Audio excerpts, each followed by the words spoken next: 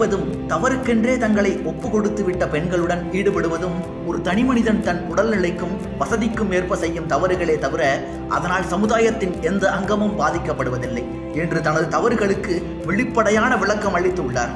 டாடா பிர்லாவை போல சம்பாதித்து, ஊதாரியை போல செலவழித்து, பல நேரங்களில் பிச்சைக்காரனை போல ஏங்கி நிற்கும் வாழ்க்கைதான் என்னுடையது என்பது அவர் அளித்த வாக்குமூலம். காசு பணத்தினில் ஆசை வைக்கும் சில வேசியரை பார்த்தேன், காசு பணத்தினில் ஆசை வைக்கும் சில வேசியரை பார்த்தேன், அவரையும் பூஜையரை சேர்த்தேன், அவரையும் பூஜையரை சேர்த்தேன். அந்த தாசி மக்கள் தங்கள் சேலை விரித்தலில் தந்திரமும் பார்த்தேன், அந்த தாசி மக்கள் தங்கள் சேலை விரித்தலில் தந்திரமும் பார்த்தேன். பொய்மை மந்திரமும் கேட்டேன், பொய்மை மந்திரமும் கேட்டேன்.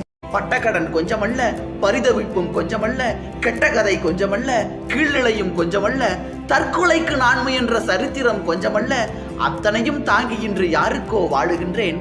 தத்தையவள் என் மனைவி தாளிக்கே வாழுகின்றேன்.